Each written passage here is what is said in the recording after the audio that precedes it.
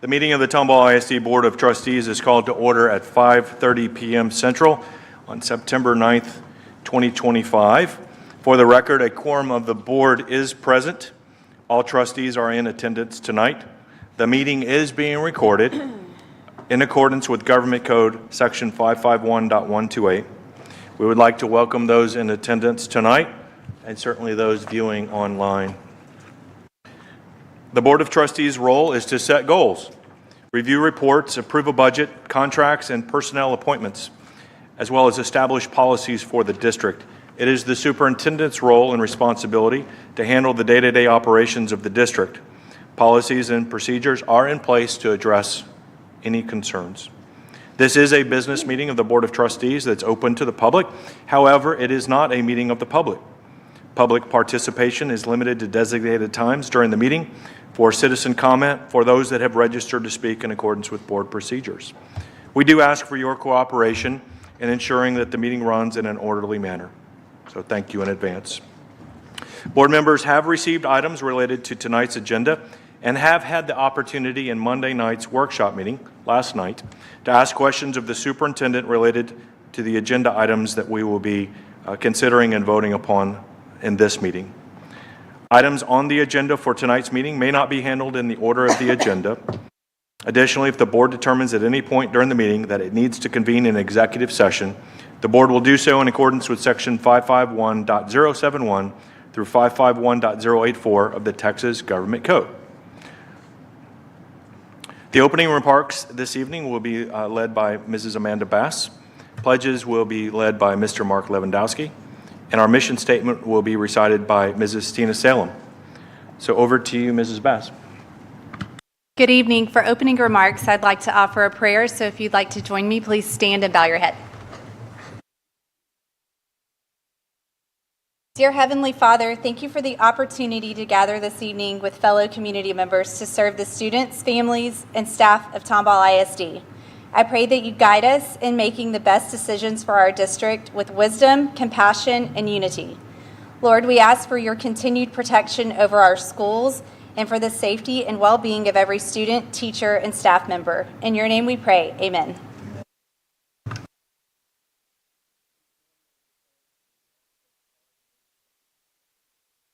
Allegiance to the flag of the United States of America and to the republic for which it stands, one nation under God, indivisible, with liberty and justice for all. I pledge allegiance to Texas, state under God.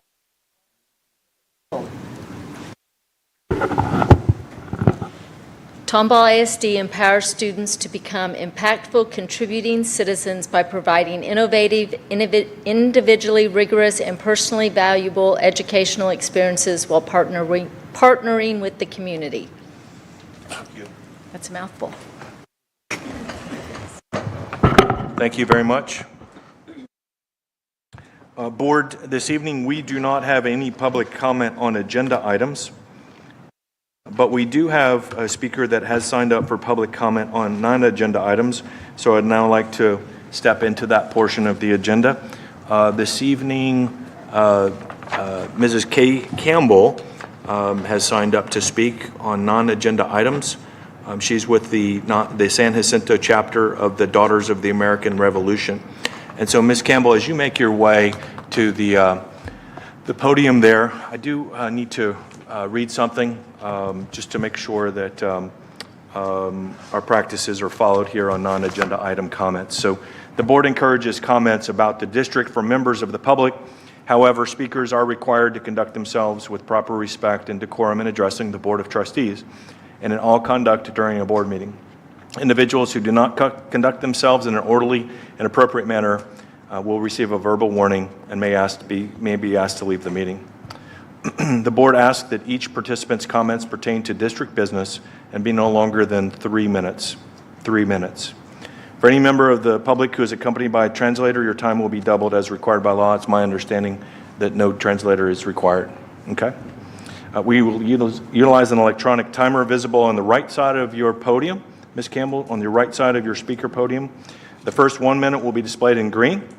An audible tone will sound when the speaker, you have 1 minute remaining, and the display will change to yellow. Another tone will sound when 10 seconds remain, and the display will change to red. At the end of the 3 minutes, an audible tone will sound to end the session. Please do know and remember that the board may not discuss or act upon any issues that are not posted on the agenda. In addition, the board has adopted policies to provide prompt and equitable resolution of complaints and concerns for employees, students, or their parents, and the general public, of course. Copies of our district policies and procedures on public comment and filing complaints are available on the district website. Thank you for your concern regarding our school district, and Ms. Campbell will hear from you now and when you're ready. All right. Okay. Well, as he said, my name is Kay Miller Campbell, and I am here with Jennifer McStravick, and we are both members of the National Society of the Daughters of the American Revolution. Our society is a women's organization composed of, well, it's a women's service organization composed of lineal descendants of the men and women who fought in the American Revolution.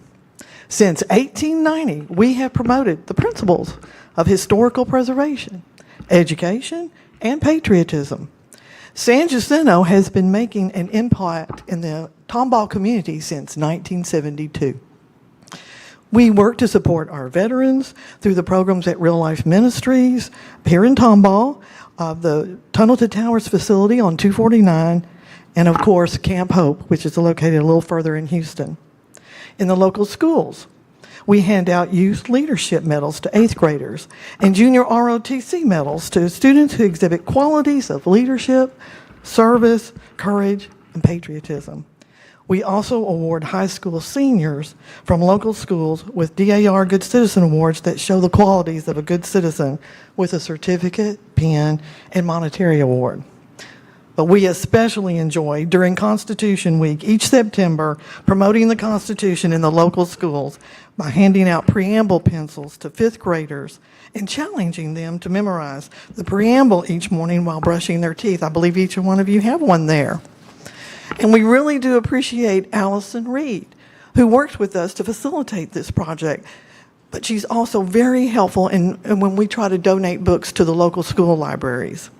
And for the America 250 anniversary, San Jacinto is working to donate books to the school libraries written for young readers that tell the story of the American Revolution, such as the graphic novel I Survived the American Revolution by Lauren Tarshish. And then Suzanne Swiderski, she's also got books for young readers, and we're working to put her third novel, Intolerable Times, America's First Nurse, into this. And we're also really proud that the Texas Society of DAR has put together a book about life in Texas before it was republic, and that's on a 4th grade level. And so we're working with Allison to get those all in your local schools right now. But we just want to thank you to the Tomball Independent School District for working with us to help promote these projects. And we challenge you to take your pencils that we provided, and hopefully you, in the morning when you're brushing your teeth, make sure you can do the preamble to the Constitution. Thank you very much.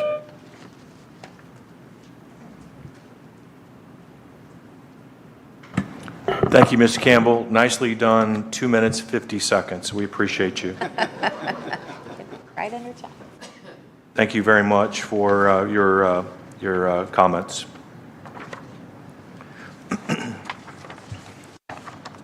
Okay, Dr. Z, we're going to move into the reports portion of our meeting, and so I'd now like to turn over the floor to you to proceed with reports.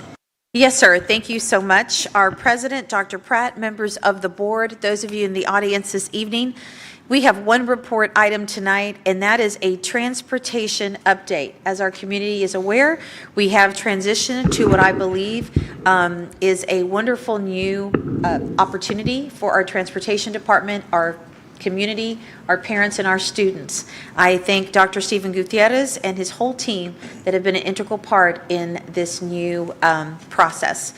Our Chief Operating Officer, Dr. Gutierrez, please give us an update on all the work that has transpired from the time we decided to now. Awesome. Thank you. Good evening, Dr. President Pratt and our President Dr. Pratt, Dr. Salazar-Zamora. I'm proud to stand up here representing transportation and provide you an update regarding our department, transportation services, specifically talking about the Stop Finder implementation. I do want to publicly acknowledge our Director of Transportation Services, Sandy Dillman, for all of her work and the team that has worked hard to implement this program in Tomball. So let's talk a little bit, first and foremost, while I am proud to represent the team, I do acknowledge there has been a level of frustration out in the community. That is not the type of service that our community is accustomed to. We expect destination excellence at all levels within the organization. And so it was a difficult, a challenging beginning of the year. Members who have been on the board or parents who are active in the community recognize in the past, typically the first 2 weeks of school, we're normalizing those routes. Traffic delays, traffic concerns, but every day, and starting those first 2 weeks, we had a reduction in drop-off time for every student. And so every day our goal is to provide exceptional service. So what you found here in the beginning of the year or some typical challenges at the beginning of the first year, but also with the implementation of a new program, Stop Finder. And so, again, we do strive to provide an exceptional customer service and consistency to our service. What does that look like for our parents and students? Understanding if we have a product that it works the way it's supposed to, that the bus arrives when it's supposed to arrive, that students get home at a reasonable hour within the constraints that are allowed with the resources and the budget. For our campus leaders, many times if there are challenges, parents go to the campus and they are not the experts in transportation and all the ins and outs of the system. And so understanding that our principals do stand in the gap for that, and for our district administrators as well, supporting parents and our campus leaders. For Dr. Z and the board, I recognize that you provide a level of vision and leadership in this district, and I know there was a time spent reading and responding to constituents, to parents who were concerned about the experience they're receiving. So to all of our stakeholders, parents, students, our campus leaders, district administrators, Dr. Z and the board, we do extend our sincere apology. And I hope that this presentation shows some of the actions that we have taken to rectify some of those implementation challenges at the beginning of the school year. We will also show that there has been a drastic reduction in the volume of calls, emails, concerns that we are experiencing out there. So I do believe, as communicated, within 3 or 4 weeks, most of these challenges have been smoothed out, and parents are experiencing a better an overall experience with our product, with our TransFinder implementation. But we have done some things, but also recognizing in retrospect some of these challenges that we face do kind of fall under this idea of change management. When you change something that people are accustomed to, that is difficult. That is hard to do. In our communication with other districts across the state that have implemented Stop Finder, they experience some of these similar challenges with gaining familiarity with the product, with the program, and all of the features that are rolled out to it. We have done many of the technical challenges or fixes that in working with our Stop Finder and TransFinder partners. But again, looking at kind of a high-level analysis of some of these features or issues that we are facing do stem from some unfamiliarity with the program, and that is all levels. So we believe, again, kind of like a stool, this is a three-legged stool here. The transportation software has to be working correctly. We believe we've fixed many of those issues. But for our drivers and our Tomball ISD staff, this is a new product. So we have new process, new logins, new application platform. We get used to the things that we're used to, the dashboard and how things looked in the past. So definitely it was a new learning process for our drivers, first and foremost, having to manage a new system. Recognizing that we have over 200 bus drivers. There is a digital divide even on that team, so we have some very tech-savvy bus drivers, but we also have some individuals that technology does pose a challenge, and so that was one of the factors working through that. And then when you're working with technology, tablets, Wi-Fi connectivity, there are some technical challenges that we did have to work through. For parents, recognizing we're used to, for 5 years, 4.5 years, looking at a certain interface, certain feedback, certain text messages. We are creatures of habit. My students were, my children, own personal children were bus riders, so I recognize what people were used to and accustomed to with our smart tag system. There are more features for customization, and so with more opportunities for customization, that does provide some challenges for learning a new platform. So all of that to say, we do again hope that and have recognized that there has been a reduction in some of these concerns. And at this point, if there are challenges that are faced, we find that these are very unique and individualized, and we're able to submit a work ticket through our Stop Finder platform to get resolution. Just for your history buffs, I'd like to walk you through the history of transportation management systems in Tomball ISD. Pre-2020, we were using a manual process. This was pencil and paper, right? Having student ID numbers, erasing those when we had to update a seating chart. So you can imagine if there was a traffic delay, God forbid an accident on the bus, that was an over a 45-minute process to source those student ID numbers, feed them to communication, and then get a message out to you. Many times, that message, the students were beating that message home. So in 2020, we implemented Smart Tag. This was a parent portal and an admin portal. This did allow for notifications. This was GPS tracking. This wasn't real-time GPS tracking. It was more of a static. Once it leaves the bus barn, it should take 30 minutes to get to your stop. So it sent you a notification saying the bus is going to be there in 30 minutes. Because we at least had this feature of having that information, we did see a drastic reduction in the number of calls to the dispatch and to the campus. And so that was a big upgrade just from pencil and paper to Smart Tag. We'll talk a little bit about in the next slide about why Stop Finder. Stop Finder, it also has a parent app and an admin portal. Push notifications for the Stop Finder app. This was real-time GPS capabilities and geo-fencing opportunities, basically setting a perimeter around a geographical location that you desire to get a notification for. Again, a high level of parent customization, Stop Finder versus Smart Tag. So why Stop Finder? Many people, again, creatures of habit. We like what we liked. Why did you change it? Can we go back? And so beginning in 23-24 in the transportation department, we were already experiencing some declines in service with the Smart Tag platform. In the 23-24 year, they also switched from a web-based platform to a parent app. We did receive many of the same change management concerns, if you will, regarding the change from a web-based system to an application system, it not loading correctly, all of the things that you have heard already with Stop Finder. We were also seeing a similar delay in the length that was the time that it was taking to send notification to parents. And so we would send the message, we would see that the message was sent through Smart Tag, but 45 minutes later, the parents were getting that message and seeing it. That was one example. Another big piece of this, our base, the foundation for how we route all of our bus routes, how we allocate students to a bus is through our TransFinder routing system. So TransFinder is the base platform. We have used TransFinder since 2003. This is a program that is used by large and small school districts in Texas and all across the country. So after we began our partnership with Smart Tag in 2021, TransFinder launched Stop Finder. This program also Stop Finder or Smart Tag is also launching their own routing software. But again, having used TransFinder since 2023, the change management process there would be significantly higher, talking about learning an entire new system, routing all of the students, everything that has been embedded into the Tomball, the transportation culture since 2003. So Stop Finder Smart Tag was no longer supporting third-party connections with their software, considering they have their own platform. And so we did make a decision after discussing with other school districts, reviewing the platform, that this was a benefit for us, considering our familiarity with the base routing software, and then looking at the features that allowed for customization for parents. We feel like there is a more robust system. There are some features that we did like from an admin side that we're also communicating that with Stop Finder, and they've been very receptive and actually very responsive to the needs of the district. And so that is why we switched to Stop Finder.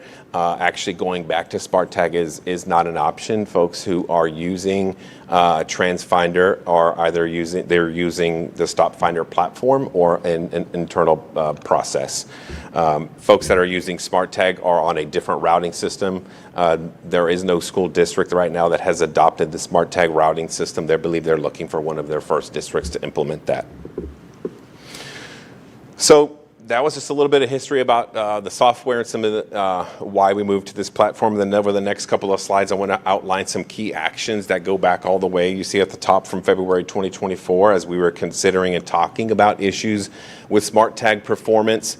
We were already discussing last year in the spring semester about the possibility of making that change, but we recognized that was too compressed of a timeline to make that happen for last year and to bring that before the board and implement all of the things that actually needed to implement. And so with interest in saying, hey, this is something we're interested in pursuing, we did receive a one-year reprieve in saying we would allow the connection to a smart tag with the TransFinder software.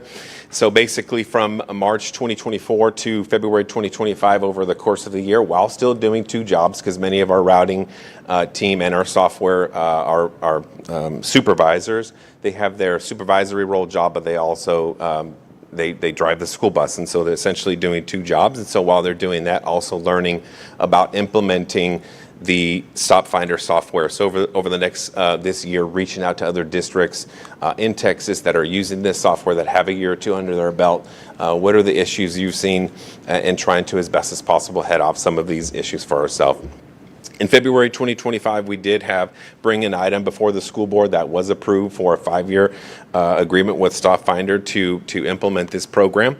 And so we have, after that, purchased our hardware and software. We did have recent buses that, knowing that we were in transition, did not purchase new Smart Tag hardware and software for those buses. And so we started an internal pilot program, just learning how to use the software with the number of buses that you see there. 22 general education buses and 7 special education buses were loaded with the hardware. And then when I mean hardware, I'm talking about the scanner that the students scan their ID cards on, and the tablet and associated hardware to keep that up for the drivers to view. That basically is their screen of what's happening on the route. In the summer school, we did pilot a program, the Stop Finder program, with our drivers and students enrolled in summer school. For the scope there, I did provide what that looked like for summer school in comparison to the start of the school. We had 22 drivers and the 7 special ed buses that we had the hardware and software loaded up. We had up to 650 students ridership for summer school. What that looks like in comparison is, Sandy mentioned last month the number of drivers and routes that we have listed there. Tomball ISD is transporting over its 10,040 students average daily ridership. That number is important when we also talk about some of the statistics later. And so, yes, there were some aspects that we saw. We experienced some of the same change management issues of parents having to download the app, learn how to share the app. We did share this communication of FAQs and tips beginning in July. That'll be on the next slide. But when you start looking at the volume, the percentage of ridership and drivers and the number of students, it was much easier to respond in the summertime during our pilot program to manual adjustments that needed to happen. Just considering the volume as you start the school year, and the double duty that the team is taking did take a little bit longer to start the school year. Before the start of the school year, we sent out social media posts and emails to families regarding the change to Stop Finder. That was in July. We had a lot of conversation of when this should go out. Should this go out at the end of May when people are wrapping up the school year? I don't know about you. I have children in the district, and we're getting ready for the end of the school year, starting summer school vacations. People don't want to hear about something that's happening next year. And so, again, also that balance is June too early. Looking at some of the website traffic and things across the district, people are not engaging with district. People are on some summertime mode, right? And so we felt like July, based on past experience, was a sweet spot for communicating. And so we did send that out. We did have Stop Finder representatives come do face-to-face training with our drivers and staff for 3 days. Retrospect, we probably needed more time, so it's a balance between driver contract days and things like that to ensure that we have that. We did get some additional training you'll see in the next couple of slides. Campuses were also invited to send a representative, recognizing that some of these training opportunities, because there were not students in session, because the drivers were in some of the same training with them, this was not a live module. Some of these were videos and how do you do this. Many people learn best when they're seeing it live, and so we are offering some additional training to campus staff coming soon. Also, before the start of the school year, email invitations were sent to parents for registration for the Stop Finder app. We also have a system, a well-established system in the district, because we do have students as a fast growth district, a destination excellence, students who are registering up to the first day of school who may not have an opportunity to register for transportation. Again, well-established system that regardless of your active nature in transportation, we're going to transport you to and from school. We have a process with the campus to ensure that every student has a bus slip, that they get on the correct bus. I did confirm this, and no student was left or said you did not get a pass, and so you cannot ride the bus. All students were transported through a process in collaboration with our campuses. We did also promote the bus help email to have a singular inbox where multiple staff members were monitoring and being able to respond to the communication in an effort to streamline. To the start of the school year, we're going to talk later about some of the email volume and how many calls or emails specifically we were able to receive. And so all hands on deck. What does that mean? Every supervisor, myself, I was also responding to emails in the bus help email. There were members of my operating services team, other directors, many who are in the audience here today, also supported responding to emails. Those were not specific and super specific to some of the emails that parents were that sent, but that was an email notification to say, we've received your communication. Here are some common issues that we're seeing, and we copied the appropriate supervisor to also follow up on there, so parents knew that their response was received and we were responding. On the second day of school, we did send out a district-wide letter recognizing that there were implementation challenges that I just mentioned and common resources and issues that parents were finding. We sent them back to the website because there is a robust a library or catalog of resources, of videos, and so depending on how you like to consume your content, there is a plethora of information there. On the third day of school, again, we were still having challenges. Many of us were receiving those emails, and so myself with Sandy and her team jumped on a call with technology folks as well, with our Stop Finder and TransFinder teams to express exactly what the frustrations and challenges we were seeing at the ground level. I was ready to say this was all based on the Stop Finder program. It's not working correctly. We were able to see that there were some of these change management issues that we were contributing to. And so that was very helpful and very productive and highlighted some key actions for every stakeholder to take to improve parent experience with the application and bottom line with transportation services. On August 27th, Dr. Z and I joined an all transportation staff during lunchtime when they're off duty. And we asked all of the drivers to come in and have a meeting with us. One, to thank them for their hard work, because they are people and they do hear some of the criticism. And I would tell you, that is some of the hardest working group of people that you'll see in this district. Rain or shine, cold, hot, they are out there. They're some of the first people to greet our students and the last ones to say goodbye. And so they know all the students. They care about them. Many of you have commented even how they go to the extent of decorating their buses to bring that extra feel during the holidays. And so first and foremost, a big heartfelt thank you for the work, but also to reinforce expectations. If you don't do what is expected of you, the system won't work. And we had those conversations point blank to say we need you. We are also privy to a daily navigation report. I myself receive this every single day, and it tells me the percentage of drivers and the percentage of your routes that are navigated through the system. So we're immediate notification to let them know we have access to this report. If you're having challenges not using it because you're afraid of the technology, you don't know how to use it, you don't think you need it, we need it. We need you to use the system so it works correctly. And so I will tell you, since we had that meeting, it was very insightful also to hear about their feedback, because sometimes we get a misunderstanding about what the drivers are doing. And I will tell you, 60 kids responding in real time, it's probably dark, technology may not work. It's not always necessarily their fault. And so it was very insightful to hear the feedback and what we needed from Stop Finder also to make some adjustments. So very insightful, very productive. We made a lot of adjustments. The next day, myself with the transportation team jumped on a call with the TransFinder and Stop Finder team. We shared the feedback that we heard from the drivers and said, we're going to take care of our part. These are the things that we need you to take care of. And we also need some hands-on training next week. And so that is exactly what happened. On the 3rd and 4th, we had in-person training with some of their top trainers from the state. We had ride-alongs with bus drivers. Our leadership team rode along to see also firsthand, because what you may not know, oftentimes Director Dillman is the only person in the transportation department. She is in dispatch and answering calls, talking to drivers, because just like normal people and teachers and everyone else, they get sick, they have appointments, we need sub-drivers, and so our supervisors are the first line of defense, and so they drive, come do their supervisory work, and they drive again in the afternoon. And so it was very insightful, again, to have everybody see firsthand what's happening. We were able to use the data from our driver navigation report to follow up firsthand with those drivers, specifically small group with this trainer, with our supervisors present.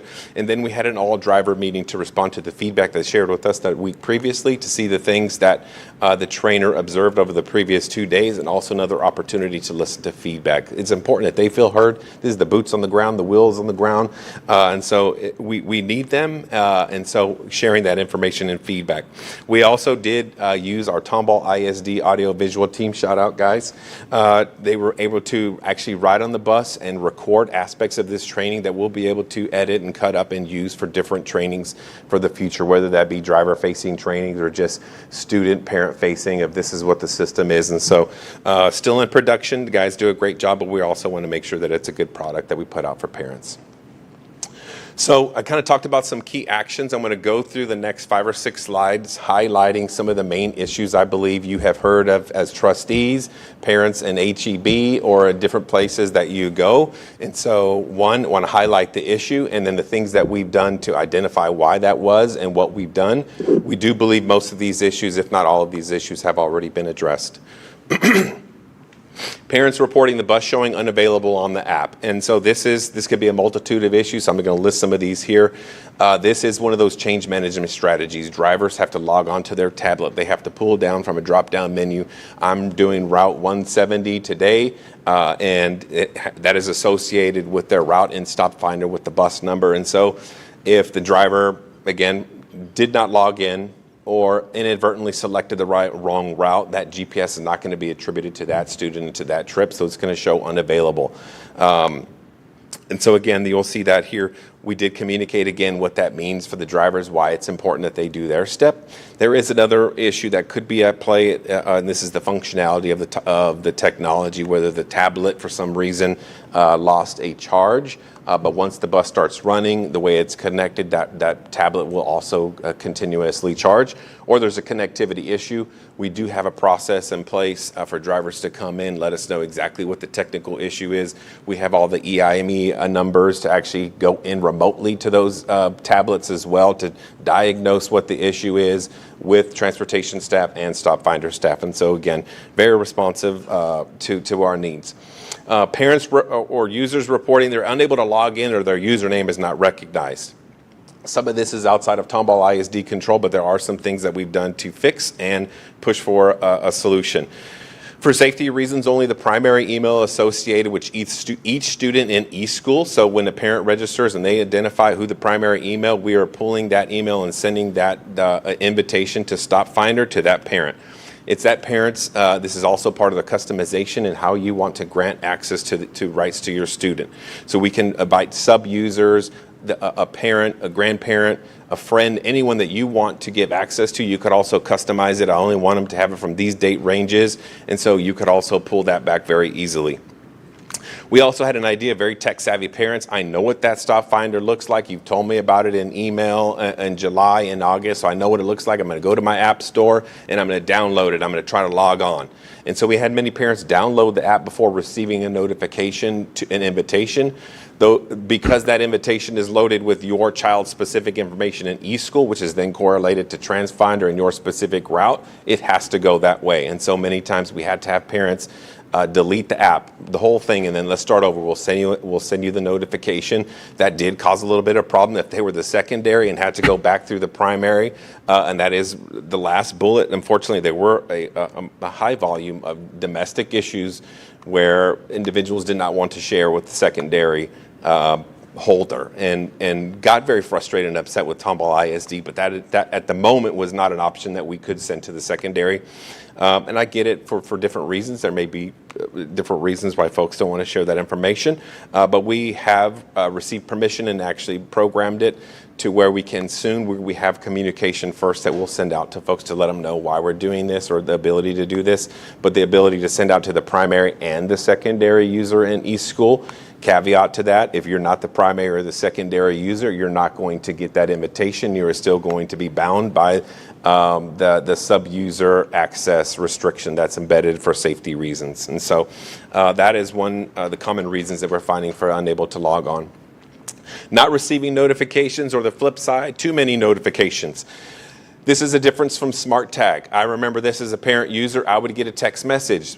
The notifications for Stop Finder are a push notification. So think about your Ring doorbell or other things that you want immediate notification for.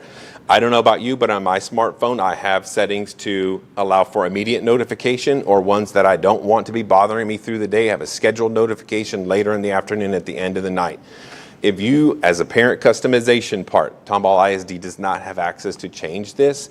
You, as a parent, have to go in and enable notifications first and foremost through your smartphone, and allow or decide how you want to receive those. So the big difference, big takeaway, not a text message, push notification. That does require some end user responsibility.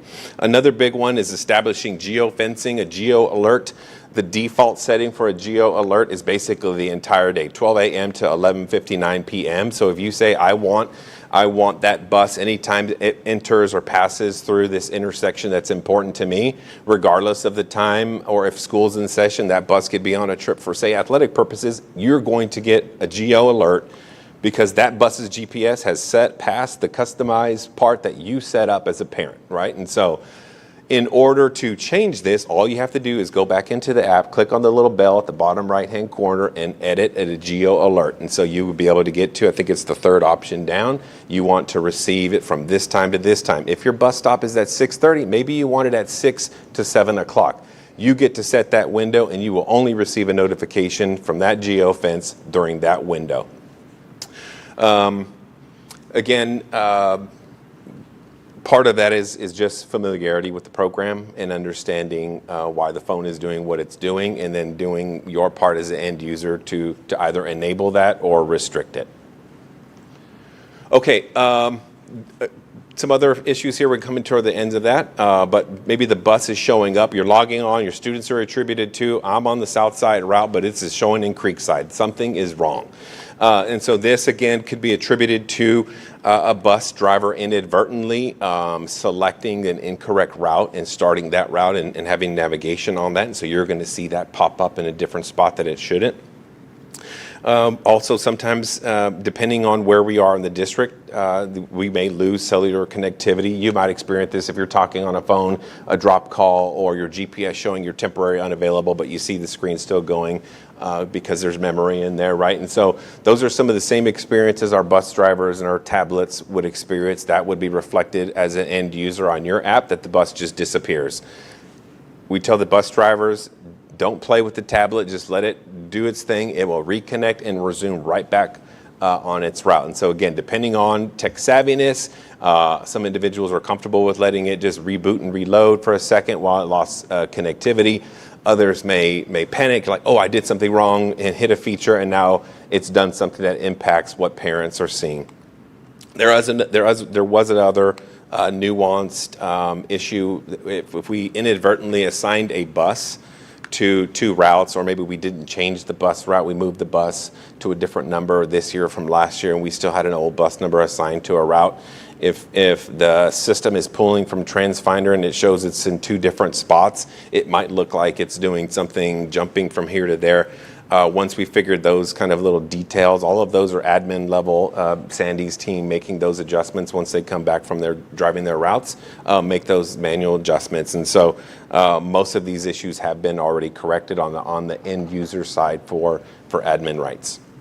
Okay, no notifications for boarding. Again, this may go into a little bit of the weeds and some minutia of how the system works, but basically, if you think about each bus stop and each campus loading zone is designated in the system's TransFinder with a digital loading zone. And basically that's sort of the start and end point to let it know you've arrived at your destination or you're leaving your destination. And so without getting into the details, and some of at the school level, the zones were too big, and at the bus stop level, they were too small. And so it'd have to be super precise for the bus to get into that corner at the bus stop, for it to register, for the bus stop to actually activate and the students to scan on. So we've already made those adjustments. This was part of that first 2 weeks of learning the system, making some adjustments, all very localized. And so we may have asked someone, hey, that's going to be very different in another district about their specific zones. And while you're able to give some feedback, it did require a little bit of trial and error of us adjusting some of those zones. But again, big kudos to the team for doing that. Another just a common issue, is the system on? Is the power button on? Some students have to have their ID and they have to scan it. And yes, it's also part of the driver responsibility to ensure and hear and see that the student scanned on. Boop, the name pops up. This is supposed to be on my route. Recognizing that sometimes, big students may be coming on early in the morning, it's raining, you got a bunch of students coming on. If every student doesn't ensure that they scan on, again, we do our best to make sure that all happens. That is a possible reason why you might not receive a notification for scanning on the bus. And again, not to say this doesn't happen often, but I want to make sure that all the possibilities are out there of why a parent might not receive a notification for boarding if we had a technical issue, either connectivity or some issue with the tablet. Again, we have a process for correcting that. Okay, this is the last one, false notifications for boarding. I will tell you, I have 2 students that are in the district. They do not ride, but I was a parent and I received this. And so I do recognize this did happen. It was a little concerning to me. I checked my daughter's Life 360, we all do. And so she was not on the bus. She was with my son who was driving. And so a little concerning. I did ask Sandy about that. And this essentially goes back to how we have routed all students on the bus. Previous years, we would only route students who indicated they wanted transportation services, but then when we had a change in either situation or, I actually do need to ride, it was a little bit of a process. And once people decide they want to ride the bus, the expectation is that they're riding the bus like that afternoon. But again, that is a manual process. Our team would have to go in, assign the student in a route. I don't have all the details, but essentially it's not just a quick process. And so one of the things we decided many years ago to accelerate this process is route everyone and show those that do not ride as inactive. And so all students are assigned a route, and then they're only registered as active once they start riding the bus. There is a function, and it does serve a purpose for a select all feature. Let's just say that there was a traffic delay or, God forbid, an accident. We might want to hit that select all feature to say notify all the parents that are on the bus right now that we have this notification that needs to go out. So there is some functionality with the select all function. But what was happening, and this was a misunderstanding, one of us, our misunderstanding, and also of drivers, of doing this a couple times, saying, "Oop, that's not what we intended it to do." But what it was doing, instead of sending only to active riders, it was taking the entire roster of active and inactive riders, selecting that, and sending the message. And so, how does someone who's not on the bus or scan on get selected? And so that was one of the questions we asked the bus drivers, and there was some great feedback to say, when you're in the middle of the route and for some reason the connectivity dropped and the students for some reason dropped from the bus, like they showed that there were no active students, they want to make sure that if I hit select all the students will come back that were on the bus that scanned on. That was the understanding from the training that we initially received. That wasn't the case based on how we decided locally to route and assign the students. And so that did cause some confusion. I know many of you may even have experienced that or received some calls regarding that. Again, personally, I received that. But we have already started to take out students that are not active riders. We know, so if they've indicated they're not using the service, if they change their mind, they'll let us know. We'll register them through the traditional way to avoid any issues with sending inadvertent boarding messages. And so, again, kind of covered all the points here. We have talked to the drivers about refraining from using that button, but it does have some functionality. And so while we are still removing students, because again, that is a manual process, If that happens, it could be that someone receives an inadvertent notification, but I would tell you, I haven't received those. I'm not sure of anyone else that initially received those. That should be a few and far between situation. So I know it was a lengthy explanation, but I believe that was a concerning one. All of them are concerning, but if you know your child's not on the bus and you get a notification, that's concerning. So one, recognize all of that and hopefully conveyed all of the actions that we've taken to wholeheartedly address all of these issues and make our user experience as pleasant as possible. All right, so I want to talk a little bit about parent support and responding to parents. I don't want to trivialize concerns, but I also want to paint a picture of the reality of what a transportation team is doing. Our main goal here is to ensure that we're taking students safely to and from school. I did mention, and this has happened on more than one occasion, that Ms. Dillman is the only transportation employee in dispatch in the department outside of mechanics that are working, monitoring the calls, trying to respond in real time to what's happening out in the field. And so I did want to just bring some data regarding, parent email volume. And so we did launch the bus help or promote the bus help email. And so since June 16th, we had 2,723 emails. If you take a look at that, the bulk of those were in August, right? So that also goes to reinforce some of the idea that in that time in June and early July, parents are not really actively engaged. They're kind of, like I mentioned earlier, in summer mode. But since August to date, we received 2,570 emails, and you think that does sound like a lot. You break that down over the course of 40 days, that's 64 emails a day. We transport over 10,000 students every single day. So if you look at that, that's less than 0.5% of students that ride the bus possibly sent an email. Having myself responded to many of those emails, the ones that you're seeing there also are correspondence back and forth. So some of these are not emails from 2,600 parents. These are all of the emails that received. The daily peak, so how many emails did you receive in one day? Again, data point, this was the second day of school, 318. But I'd point that out. All of these also were not related to Stop Finder. There were many related to the length of the bus trip, the heat in August, we did talk about last month. Some of the challenges related to heat. All of our route buses have AC, but we talked about some of those challenges. It was 15 degrees below ambient temperature of the bus. So those were some of the other issues. So I don't want to misportray what the emails were all about, but that clearly was a bulk of all of that. And so we have seen a reduction since then, and you can see the spike and then kind of a little bit of a normalization, I believe. The last couple of days have only been 2 and 9 emails. I think today, Cindy, we said there was 11 emails that were received. And again, not all of these are related to Stop Finder. These could be a variety of concerns. Also interesting data point, just thank Justin Warnash for sharing also just website traffic. Once we sent information out to parents in July about transportation, you see a small bump, but also that reinforces our theory. Parents are really not concerned of what you're saying about back to school until really August hits. We see some small monitoring of the website, even the email traffic was very low. Once August hits, those back to school commercials really get ramped up and people understand it's back to time. And so where you see a spike in traffic correlates to and mirrors where we sent communication about Stop Finder, where we put social media about the change in the Stop Finder application. As you can see with the emails, and the reason why I bring this up, I know there were a lot of concerns and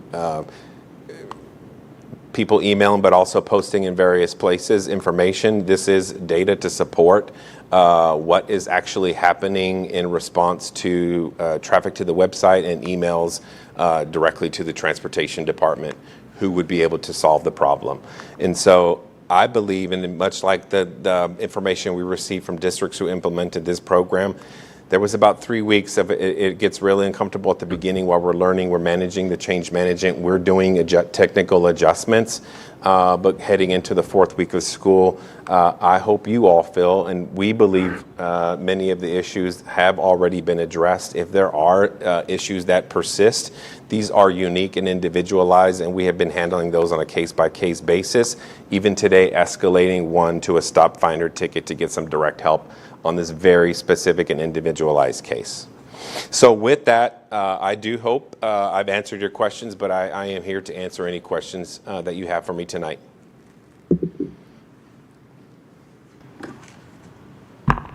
Ms. Cracky? Yeah, one issue that I heard from multiple parents was their kids not being assigned a route. And we'd emailed a little bit about if a parent registers for transportation on time in the registration window, they should be assigned a route. You said no kids were left at the school, which may be true, but multiple parents told me that they were called during the school day and asked to come pick up their children. And so I empathize with the campus staff in that situation, that they're trying to resolve lots of issues and everything, and that's maybe the easiest, way that they found to solve. But the parents didn't understand that it was a choice, I guess, and they were made to believe that they needed to come pick up their children for the first few days of school even. So just we can talk about exact situations to figure out what exactly happened, but we would expect that all kids would be assigned to routes before school starts. Yes, that's our expectation. I think the only places where that wasn't the case were individuals that registered after the deadline for annual enrollment or newly registered. So as I mentioned previously, if they were not in the system, we have a well-established campus process that doesn't involve calling campuses to do that. So I am interested in hearing, offline or separately, if you could share specific instances, just so we could get to the root cause, clarify any misconceptions, or re-educate, because our goal is to transport any student that wants to utilize transportation services. And I do apologize for anyone if that did happen. If you're listening, or if you can extend that, we do extend our sincere apologies. We'll problem solve. We'll figure out exactly. Absolutely. I think one of them was the dual language program. So the child, I guess because dual language doesn't get transportation automatically, the child wasn't assigned a route, but the child actually lives in the zone for the school. So they should have been assigned a route. That was one of the issues. The other one, I'm not sure what happened. I'll send you the... Which is a little bit of a separate or nuance, but definitely that Rose Hill specifically, because of the complex nature of programming, or the size of the zone, definitely poses some challenges. But just a surprise to the parent when they had to leave work and come pick up their child unexpectedly. They weren't expecting that day. And they were made to believe that they needed to come pick up their child. They weren't given the option to get the piece of paper like you described. And the other issue being the air conditioning, can you just explain a little bit better? Because there was that was a big complaint that I heard from a lot of people. I think one parent shared that the marching band had to ride a bus all the way to Humble, in their marching band uniforms with no AC. I did speak to that parent, and that actually didn't happen. But his daughter, it was a miscommunication, so they actually rode in their shorts to Humble. Unfortunately, due to the time. My question is, I know we have staff working overtime to fix the issues. Of course, things break down as many buses as we have, but could we hire additional, mechanics or whatever that first few weeks of school when it's very, very hot, or do we just not have the parts available to make the fixes? Or just kind of explain what the issue is so parents understand. Perfect. I will just pick up on some comments that Ms. Dillman mentioned last month in the transportation update. All of our route buses have air conditioning. They do not function like our car air conditioning. Even manufacturer settings will tell you it's gonna cool the bus to 15 degrees below ambient temperature. So let's say it's 105 outside. The inside of the bus is 100 degrees. Max, that thing working the best, it's going to feel like 85 degrees. I don't know about you, that is still really hot. And we did, unfortunately, communicate that it's going to be difficult during the first couple of weeks in August. We sent that out in the back to school newsletter, and also just encourage folks to ensure before they left school. Many of our students carry water bottles, ensure they had proper water for hydration. And so, all of our buses do have AC. Part of our regular maintenance checks before we start, we're checking all of the buses, but you could imagine a bus sitting still for 2 months and then cranking up full steam. Things do happen, things do break down despite us checking them and doing our best efforts to keep maintenance up. We do have a small but mighty team that does maintain that. As soon as the bus goes down, we have a process to come right in. We have a short window before that route goes back on route in the afternoon to get it fixed. We do have parts on stock. We have an inventory. It's not an endless inventory. It would be irresponsible to keep every single part, but we do carry the major parts that we frequently replace. I do know of one bus right now that is waiting for a condenser that has been ordered, and so unfortunately, when we are waiting on parts, that would be the only time. We do have a process. If the air conditioning is not working, drivers are to lower the windows, probably like most of us enjoyed transportation back in the day. While it's not required by law to have air conditioning, that is something that we prioritize in Tomball to provide. And so in the event that they go down, we lower the windows. There are 2 air conditioning units on every bus. So you might even see one where half of the windows on the back are up because that part of the AC works and it would still continue to cool. Let's say the front AC is down momentarily, like this one bus in particular. Those windows and the vent hatch are open to provide maximum air circulation. So in a nutshell, all of our buses have air conditioning. Unfortunately, we're not going to experience it the way that we do in our car, just of the way it works and the frequent opening every quarter of a mile, a third of a mile.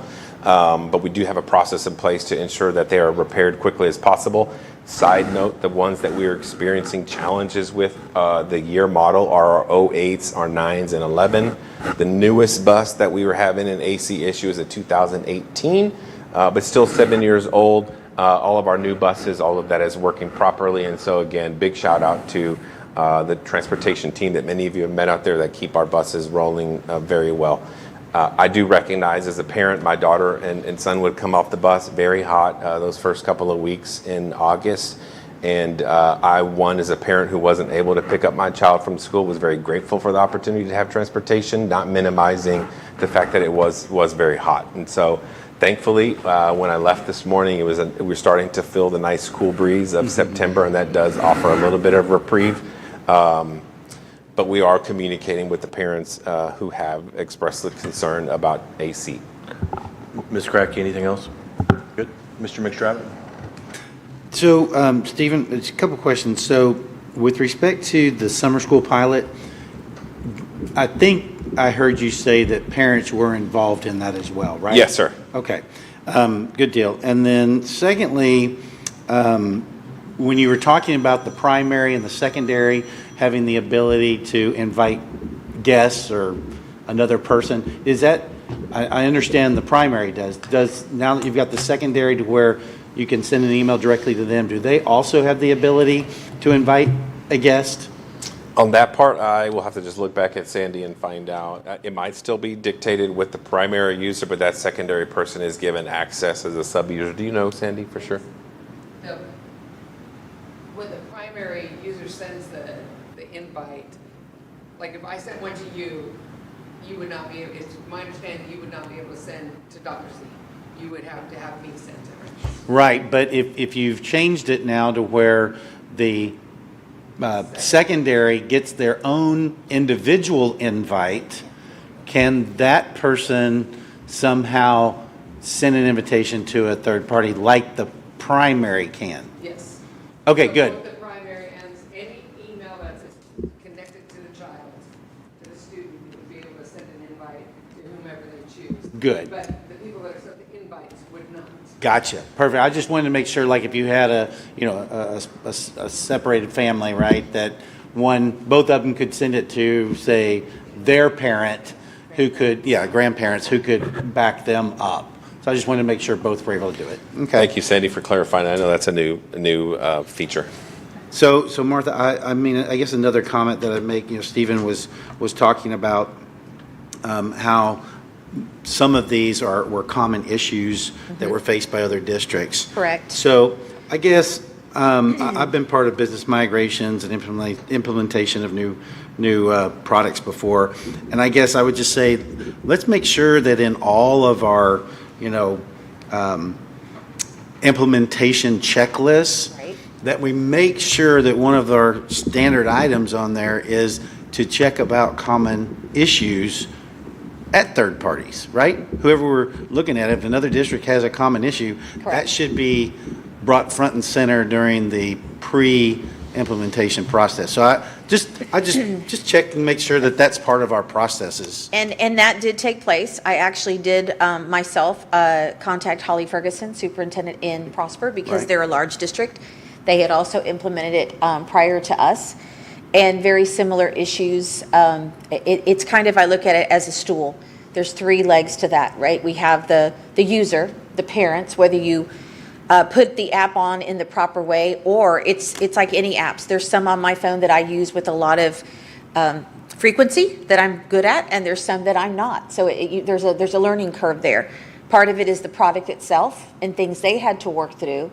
And then, of course, on our side, which we addressed with the drivers, you have to do your part. We can't do the tracking if that's not done. And I know many of our drivers thankfully continue to come back year after year, and we're so grateful for that. And if you've driven that route for years, it's almost autopilot in a sense, but you've got to do, it's new, and they understand that. And so we will continue.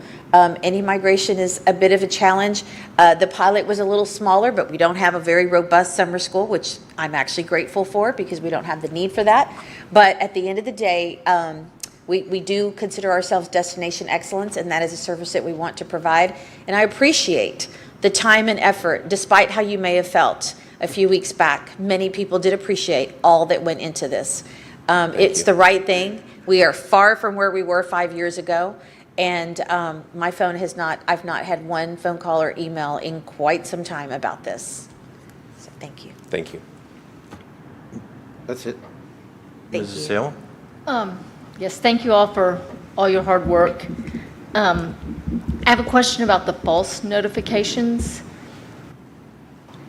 It's because I have some friends that their kids ride the bus in the morning, but they're getting the false notifications when they're not on the bus in the afternoon. They're still back at school doing sports or whatever.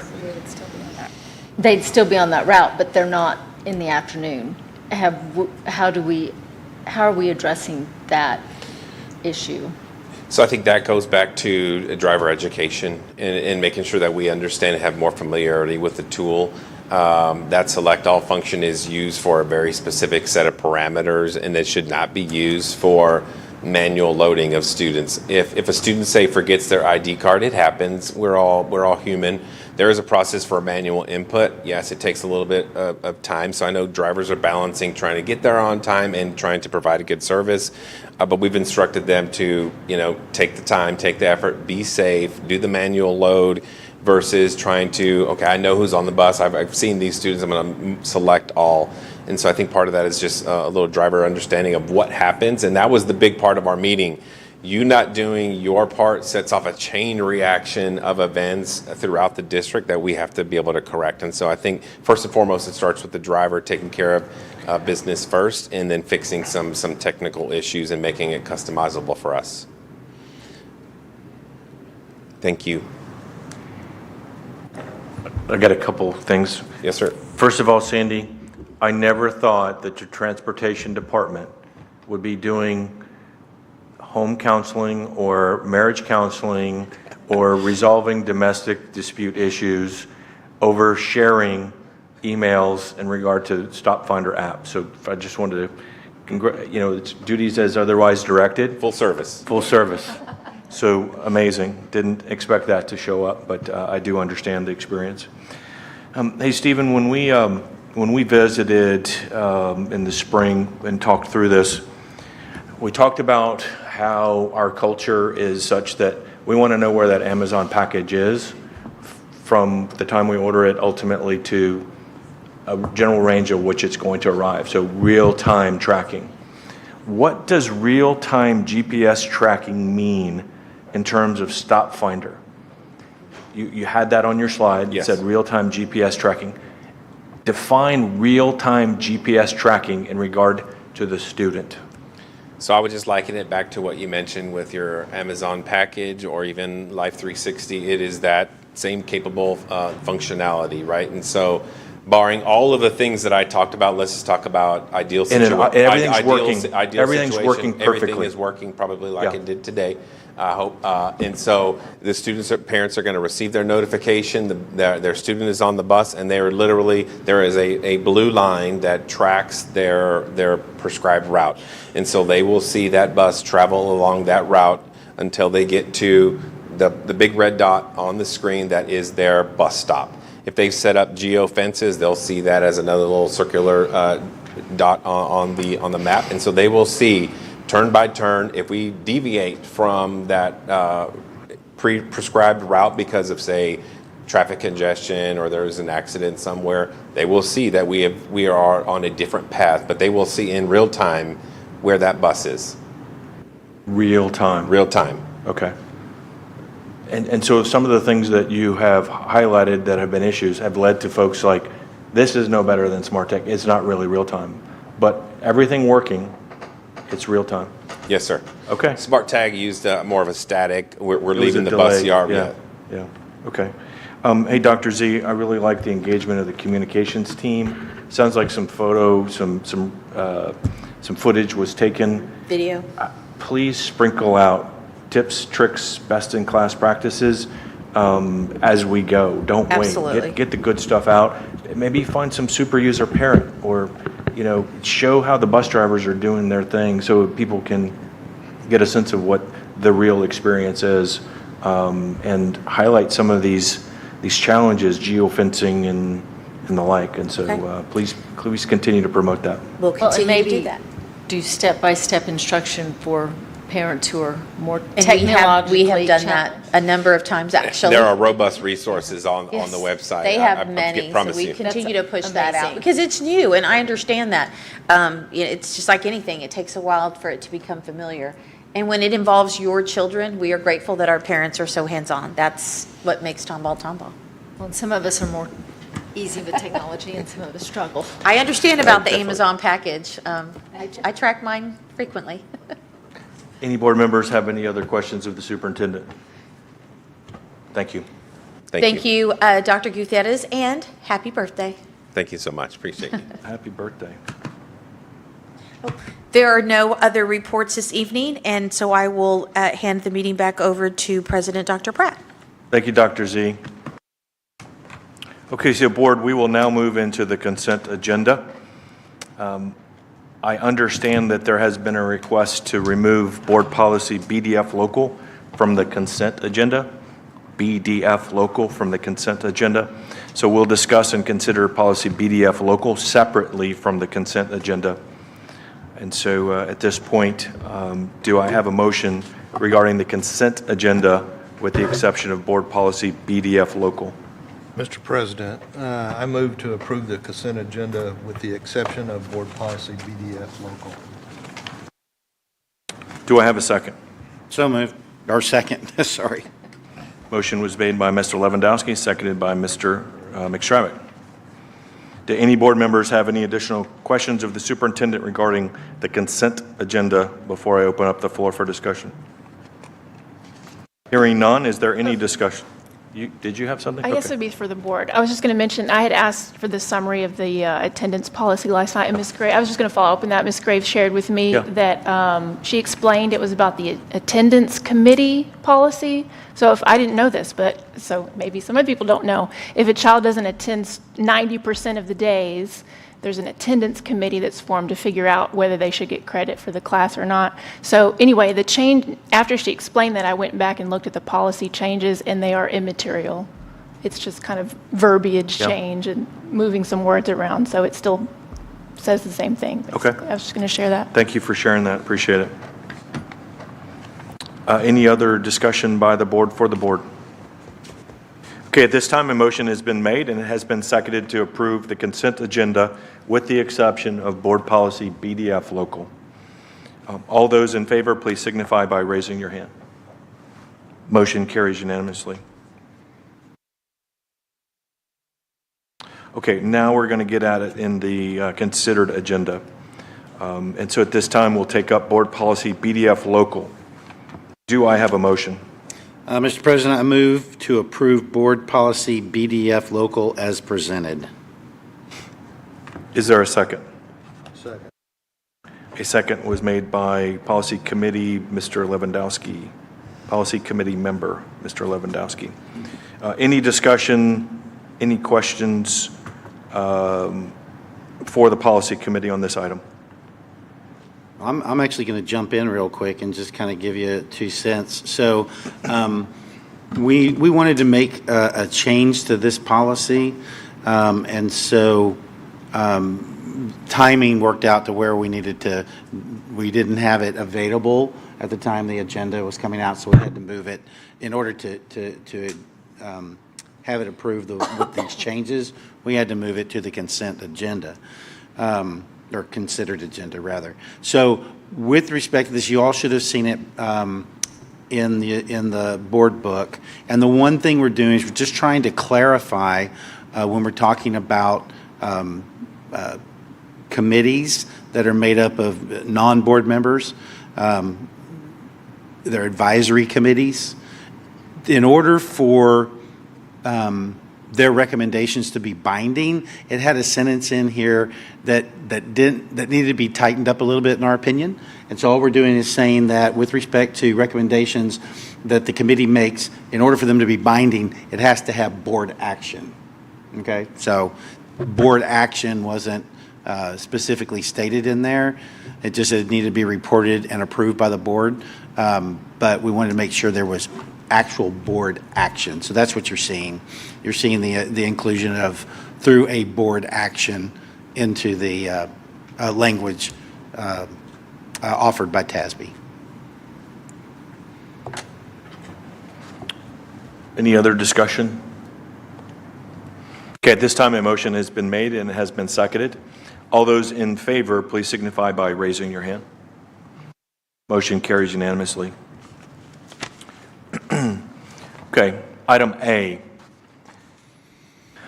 So we're going to proceed with the rest of the considered agenda and step into item A. Approve the purchase of land consisting of one parcel of approximately 27.5 acres and one parcel of approximately 82.5 acres located near Telge Road between State Highway 249 and Cypress Rose Hill Road in Harris County, Texas, to be used for district facilities and related purposes, and authorize the superintendent or its designee to negotiate and execute a final sale and purchase agreement with a total purchase price of approximately $13,633,543, as well as any related necessary amendments, closing documents, and other posting closing documents using Bond 2025 funds. Do I have a motion? So moved. Second. A motion was made by Mrs. Salem, seconded by Mr. Lewandowski. Do any board members have any additional questions of the superintendent regarding this item before I open up the floor for discussion? Ms. Cracky. Dr. Z, are you able to, for the audience's benefit, just explain quickly what this land purchase is for? Yes, so the district has a history of being forward-thinking, and we have several examples of that: the Beckendorf property, the West property complex. And so perhaps when you look at bonds, you look at purchasing lands, parcels of land for, if not a site that is going to be built upon immediately, but perhaps in the future, understanding that land becomes a little more challenging as we grow out as a community, as we build out, and pricing becomes a challenge over time as prices increase. And so this continues to be in alignment of the district's history of purchasing property for the future of our students in education. So Dr. Z, we've been conducting feasibility study on this property, correct? Yes, sir. And that included environmental? The experts in this area, of course, we went through a robust review just to ensure, which is our standard protocol. I believe you provided us with some information on what Yes, the sir. feasibility study showed, and there's no evidence of any kind of environmental issues, although there are some items that will be done, including the Correct. soil management plan, which Absolutely. is something that we do at most every location, is we keep an eye on it. If we see something that needs to be dealt with, then we can, Take care of it. yeah, we can move on the fly. Right. Right. Okay. But I am grateful to everyone that had a hand in this. This is not easy. It's a long process. Very much want to thank Zach Bowles and his team for getting us to this point, and of course, the board for continuing to support this as we move forward. At any time, of course, knowing that we could stop if there was something that we felt wasn't beneficial, but I am grateful that we are here tonight. Mrs. Salem? No, nothing for you? Your light's on, so I wanted to recognize you. Mr. McStravick, anything else? Yeah, I'll just say I appreciate you and your team's efforts on this, Martha, to make sure, like you said, we need to be forward-thinking. We're not making any more land and in the district, and the district continues to get built out. So we need to be forward-thinking so that we're able to stay up with the growth that we have. And I believe, this is more than likely for, we talked about it in the bond. We have dollars in there for the development of elementary school 13. So that's probably where this is headed in the future. Could be. So, thank you. Thank you. Okay, if no other questions for the superintendent, any discussion by the board for the board? Hearing none, a motion has been made and it has been seconded. All those in favor, please signify by raising your hand. Motion carries unanimously. Item B, adopt the tax rate resolution with a total property tax rate of $1.0629. $1.0629 with a maintenance and operations tax of 6.69 cents and an interest and sinking rate tax rate of 3.96 cents. Do I have a motion? Mr. President, per requirements under the statute, I will make the following motion. I move that the property tax rate be increased by the adoption of a tax rate of $1.0629, which is effectively a 1% increase in the tax rate, and further move that the board approve the resolution adopting the tax rate and levy ad valorem taxes for the year 2025 as reflected in the resolution with no increase to the tax rate. Is there a second? Second. Motion made by Mr. McStravick, seconded by Mr. Lewandowski. Do any board members have any additional questions of the superintendent regarding this item before I open the floor for discussion? I just wanted to thank Dr. Z and your team for the presentation last night. I thought it was very, very helpful and thorough. And I think if anyone's watching this meeting and wants to understand the tax rate better, I'd recommend they go back to the Monday. Now, a lot of parents don't know what a workshop meeting is. So go back to the video and watch last night's meeting. It'd be very helpful to watch that, as well as the June budget hearing meeting. I think those two videos in combined will help anyone understand the setting of the tax rate and the budget from where the tax rate comes from. So Dr. Z, this tax rate supports a balanced budget that we approved in June? Yes, sir, it does. Got it. Okay. And this tax rate is exactly the same tax rate as we had last year, is that correct? Yes, sir, it is. Yes. Okay. Now, thank you to you and your team for continuing to work on our financial position and again, the balanced budget and then a tax rate that can stay the same and still support all that we provide in destination excellence. Thank you. And the district also did what we said we did. We didn't raise the tax rate when we passed the bond. It's staying exactly the same. Correct. Do any other board members have questions for the superintendent? Hearing none, any discussion by the board for the board? So last evening, so I was going to go. Go ahead. So last evening, I had made a request to the superintendent to put some scenarios together So in the Chief Financial Officer's presentation, there were two scenarios. One was related to the appraised value of a property in 2024 at $100,000 homestead exemption compared to 2025, same appraised value, yet the additional $140,000 in homestead exemption. And what was presented was if that scenario plays out for someone's property tax bill, that was $425.16 savings when you think about 2024 versus 2025. So my question was, what is going to be the sort of the using the same appraised value, the adjusted homestead exemption of $140,000, but factoring in what we know is an increase in the appraised value of that property. And the Chief Financial Officer, Superintendent, provided a reduction in tax bill of $106.29. And so that's a lean amount compared to the more robust $425. But on all four scenarios that were provided and discussed, there is a tax saving. So, kudos to the Texas legislature for the good work that they did on establishing, a homestead exemption.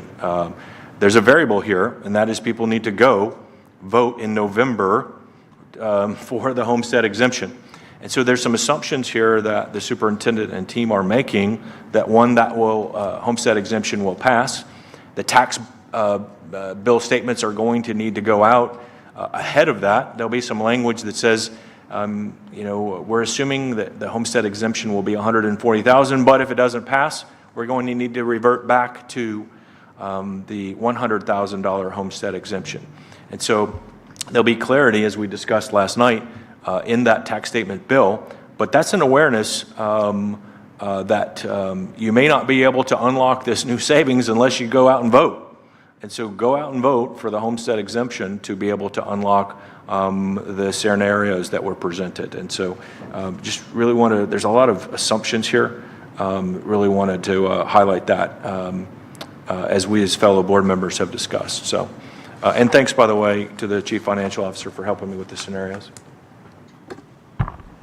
I was surprised to learn last night the average home value has gone down a little bit. That was a little surprising. Is that something we kind of monitor for trends, maybe? Mr. Bowles? There he goes. We don't necessarily monitor the average taxable value of the home. We're focused on the tax base as a whole. So while there is a slight decrease in the average taxable from 24 to 2025, the overall growth in the tax base was, prior to the homestead exemption increase, 9%. After the homestead exemption is applied, we're down to 1.6%, but we're still seeing growth in our tax base, and that's what we're really more focused on. I'd point out, you and I both live in a certain area of the district where there's a lot of subdivisions that are going in, but if you look at what the prices are for those subdivisions, they're sub 400. So now that's not saying there aren't houses in there that are 400 plus, but they're advertising them in the high 200s, mid 300s. So I think maybe it's also what's being built right now. Of course, that's offset by things like a Mira, but still, I think it depends on what's being built. My thought was just to have a sense of the economic situation of our student makeup, but maybe different campuses it might change. Just something to monitor. Also, I wouldn't want to oversell the reduction to the tax bill. I know my tax bill is going to be up, so I think it'd be good to note that anyone whose home is worth closer to the average of $400,000, the extra $40,000 in homestead exemption, that's about 10%. So even if your home goes up the full 10%, the extra 40% homestead exemption will cover you, and your tax rate, your tax bill will be flat.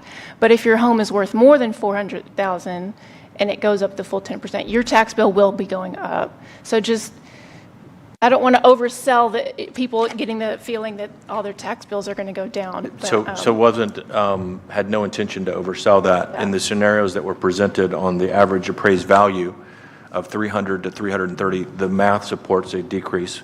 Obviously, corner cases, exceptions, situation dependent, but that which was presented I'd ask for some additional scenarios or simulations modeling.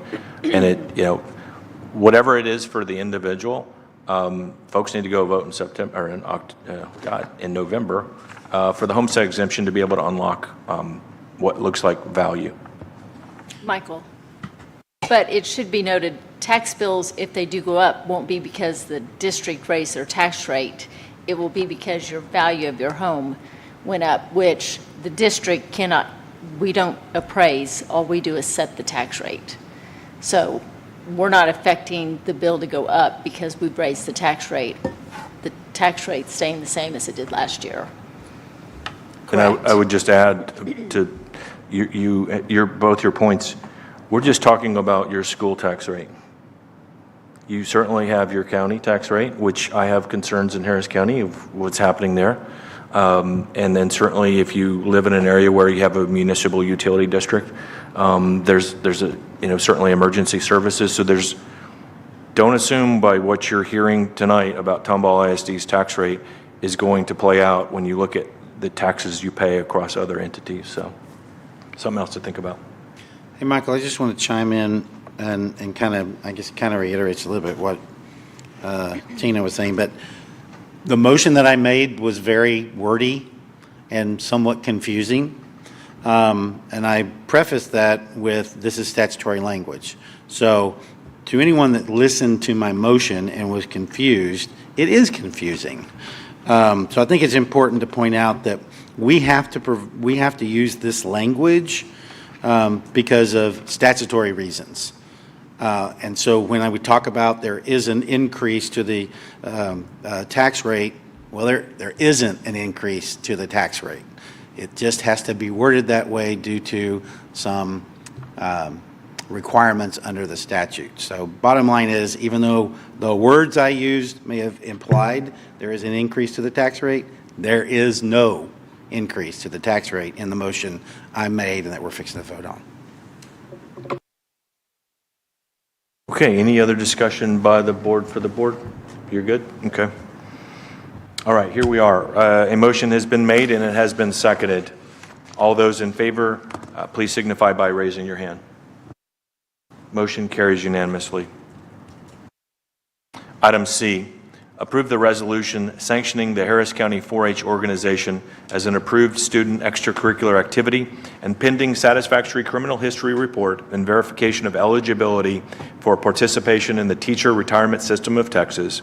Recognize the following staff members as adjunct staff: Stephen Frederick, Zachary Giblin, Sydney Taylor Sharp, Isabella Fowler Snyder, Kiara Carrasco, Brenna Smith, Angela Camarillo. Do I have a motion? So moved. Second. Motion made by Mr. McStravick, seconded by Mr. Lewandowski. Do any board members have any questions of the superintendent before we open it up for discussion? Hearing none, any discussion by the board for the board? Hearing none, a motion's been made and has been seconded. All those in favor, please signify by raising your hand. Motion carries unanimously.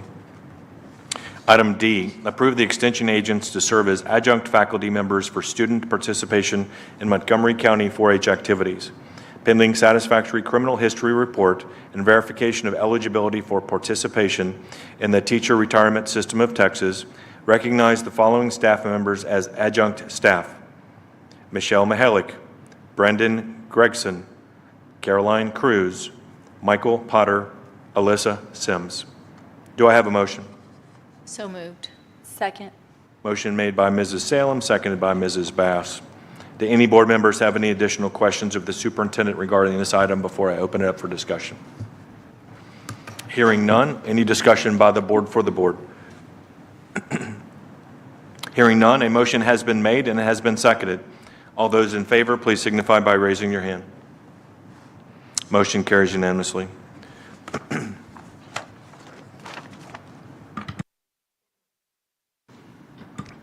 Item E, approve the resolution sanctioning the Waller County 4-H organization as an approved student extracurricular activity and pending satisfactory criminal history report and verification of eligibility for participation in the Teacher Retirement System of Texas.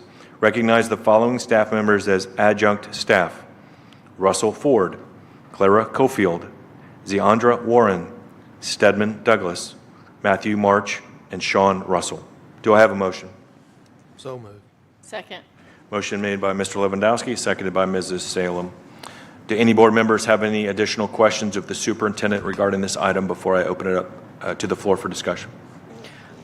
Are these staff members that live in Waller County, Dr. Z? I am not certain of their residency, but they are eligible to serve in this capacity in Waller County, but where they reside, I'm not certain. But this is really about Well, yeah. our students.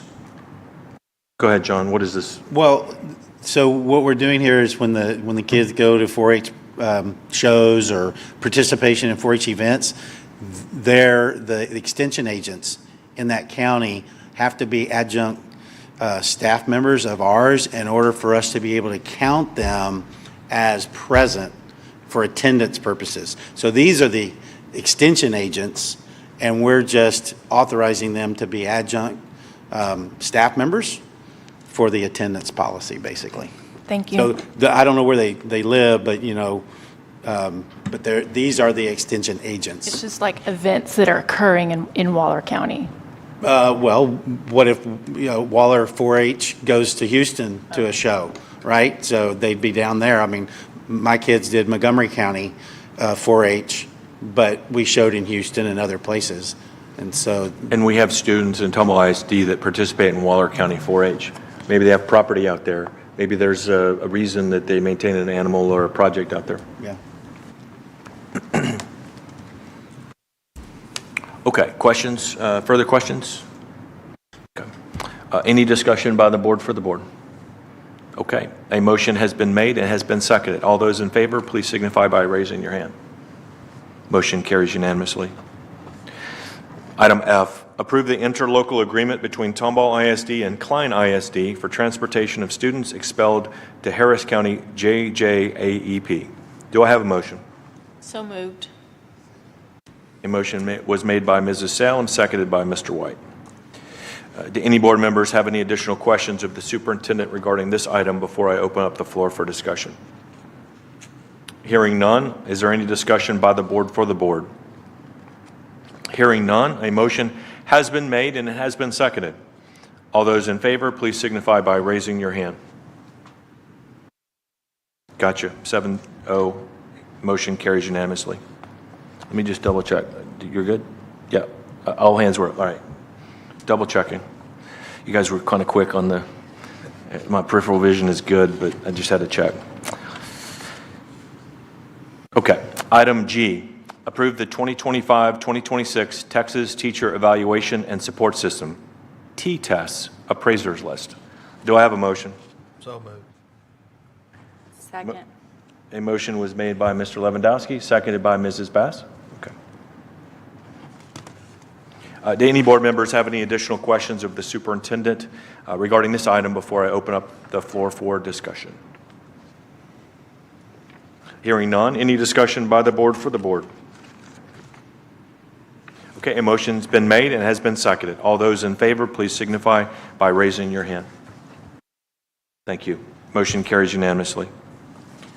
Item H, approve the recommendation to award RFP number 987-25 to Gamma Construction for the construction of the Agriculture Center and competitive soccer field at Tomball West High School with a construction cost of $10,290,000 and an overall budget of $11,300,000 using Bond 2021 funds.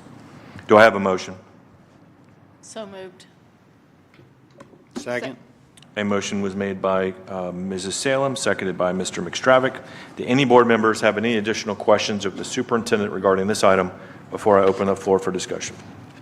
Dr. Z, is this the same construction company that's building the high school? Yes. Yeah, okay.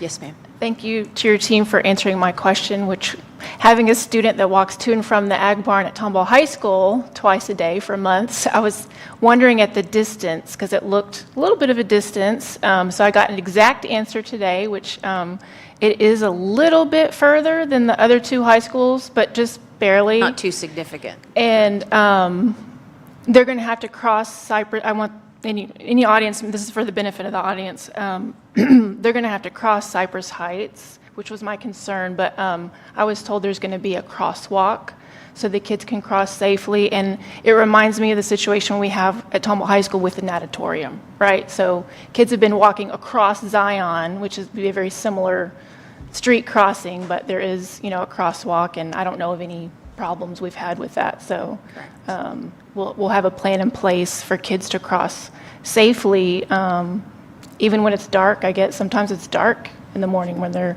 crossing across there. So it may be a concern, but we'll address it.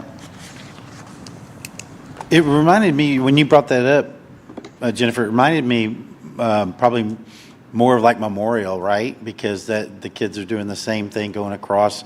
And I don't remember us having crosswalk like painted on the concrete there at Memorial, but do we? We don't, I don't think. I don't think, I don't believe so.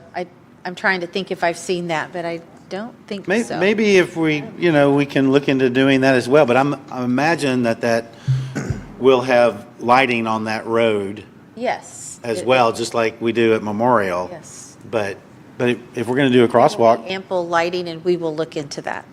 Yeah, you have some glow coming from the natatorium the towards parking the Ag lot. Center, but it's not what you just described, but I there think is no the crosswalk. road they cross to the Ag Barn at Memorial is not quite as busy it's like remind me It's just that, 2 lanes, yeah, it's not. yeah, whereas Zion is extremely busy, and I imagine Cypress Heights would be similar busyness, so just. I don't know. I mean, will it, I don't know if it will be. I kind of envision it to be like the roads around Memorial, which get third-party traffic, but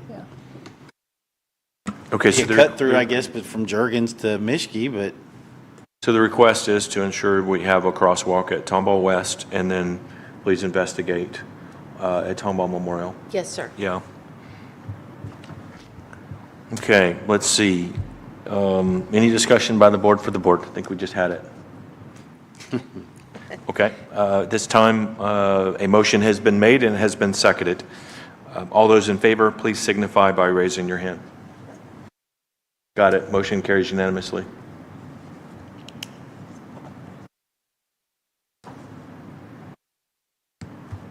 Guys, okay? Okay.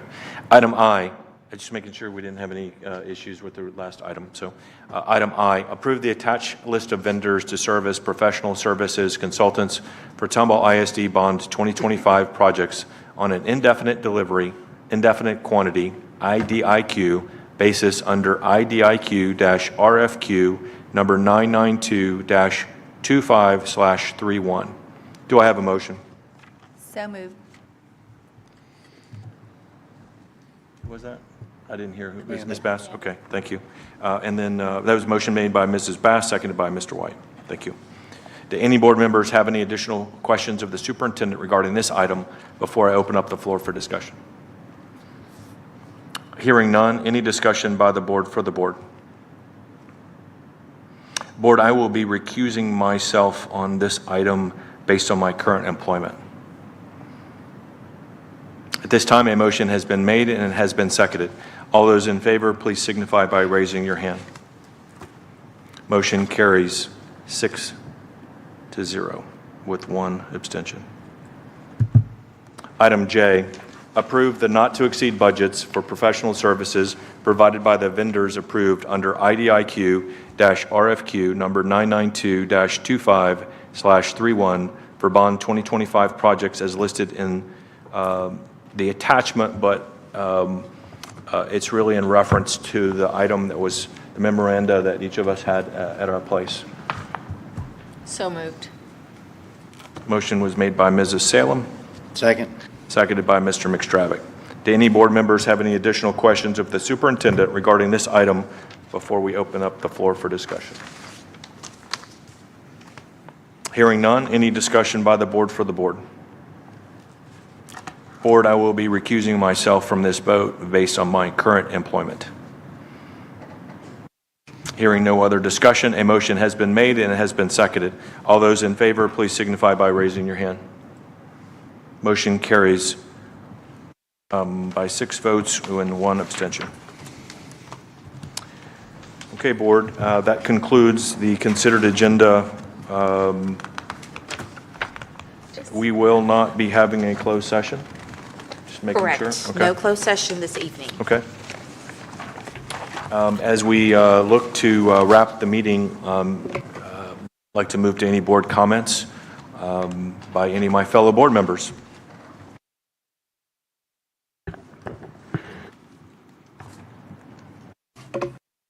I'm looking at lights. I see no lights, so at that point, I will entertain a motion for adjournment. So moved. Second. A motion was made by Mr. Lewandowski and seconded by Mr. White. He beat you by a half a second. All those in favor, please signify by raising your hand. Motion carries unanimously. The time is now 7:09 p.m. Central. The meeting is adjourned.